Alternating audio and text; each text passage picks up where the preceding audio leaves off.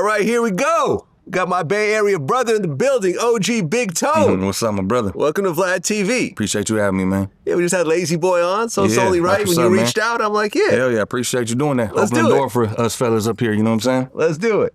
Well, first time here, I want to start in the very beginning. So you grew up in Antioch. Yes, sir. What's the slang for Antioch? The Yock, man. The Yock. Yocktown. I never heard that before. Yeah. Yeah, but I used to live in Emeryville, Berkeley, Oakland, which is like, maybe about 20 minutes? Yeah, not too far. Not too far, but I didn't know the slang. Little 30 minutes up west, yeah.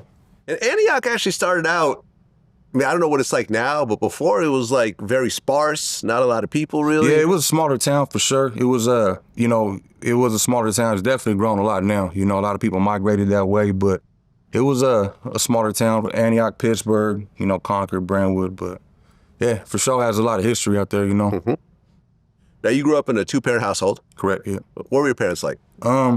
Traditional Mexican family. Pops worked hard, did his thing to provide for us, was an iron worker, union man. Mom's was, traditional Mexican, stay at home, beans on the stove, making sure we're good, fed, really can't complain too much about home life, just, it's different when you step outside the door. It's a different ball game, you know what I'm saying? Now, were your parents from Mexico or they grew up here? Nah, they're, my grandparents are from Mexico. So my mom was raised out there, Brentwood area. My pops was in Pittsburgh. Okay. I think they met like in Stockton at a Mexican dance, you know what I mean? And so we're third generation. But my grandparents straight from Mexico, bro, Jalisco. And then my grandfather's from Zacatecas, you know what I'm saying? So we got most of my family's still in Mexico, you know what I mean? Okay, so you're growing up in Antioch, and what were the mid-'90s like in Antioch? Mid-'90s, so I was really young, man. It's kind of like one of those things. It's very diverse area. It's hit and miss. You could either grow up playing sports or you could grow up getting in some, foul shit, man. So there was a little mixture of everything, man. And where I grew up in Antioch, it was kind of like around, anybody familiar with the area, it was like L Street, Sycamore, Buchanan. That's more like the hood, I guess you could say. So there's more crime going on. So when I was walking out to school and walking like the junior high, I was only seeing what was in front of me, you know what I mean? So that was just a lot of street shit. There was a lot of gang banging at the time. We had just people representing they hood out there, Well, you said that you got jumped by a gang in 4th grade. I said that? Yeah. Oh, damn. Yeah. So that's crazy. My first time encountering getting jumped, and I wasn't even gangbanging or nothing, man. Yeah, I got jumped by some Southern gang members in 4th grade, man, and it was a trip, man, because it had nothing to do with really gangs. It was just over some people disrespecting, and I remember I was just pretty much not understanding. I was like, well, F your hood, and boom, they whooped my ass. Okay. Had a little cop come to school and shit, and I, kind of started all in.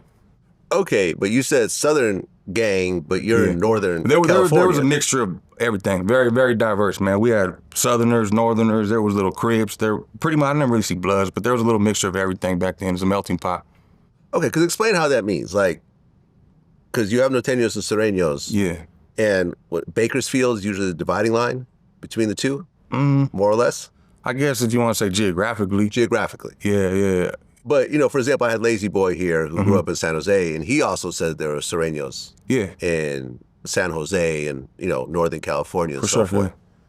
How does that work exactly? There's no problems with that? Or? Of course there's problems. That's why I think that's what separates, and mind you, I'm going back in the past, you know what I mean? Just, I think that's what separates, Southern California with Northern California. I think Southern California, they don't really encounter Northerners up here, so they beef with each other. They funk with each other's hoods. Up there, it's a mixture of everything. So there was war between Southern gang members, Northern gang members, and it was, it was real. It wasn't no game. There was a lot of bloodshed over that, so it goes down. And how it unfolded that way is way before my time. I don't know. It just ended up like that, Yeah, I remember I interviewed Danny Trejo. Yeah. And Machete. Yeah. Exactly. Yeah. And, he was in prison and close friends with like some of the founding members of the Mexican Mafia. And he talked about, was it the War of the Slippers? Yeah. You know what I'm talking about? Yeah, but I'm not a prison dude, so yeah. I don't go down But it started over somebody's shoes, and it spread into something that to this day is still happening, which is crazy. Yeah. Yeah. Okay, so you get jumped in the 4th grade, and then what? You had to make a decision? No, that was, like I said, that wasn't on no gang shit, man. And just the truth be told, I wasn't even at that age. I'm a kid, bro. You're just a kid. You're young knucklehead kids fighting, and that was over a pride thing. I didn't even really get involved with too much of that. I was more into like the lowriding culture. Like I used to have a lowrider bike club. I remember I was a little president of it. We used to work on our bikes, man, bundle up the frames, candy paint them with our little model paint. Cruise with the homies. You know, it was like a cholo lifestyle, but it wasn't really into gang banging. But obviously, from where we're from, the majority were Northerners in my neighborhood. So I tried to steer away from that at a young age because I was playing sports and stuff like that. But eventually, you know, it wasn't really choosing sides. It was more like, okay, I've been having problems with these dudes, and you know, these are people from my neighborhood. So it transpired into that eventually later on in life. You know what I'm saying? As a junior high, early high school type of kid.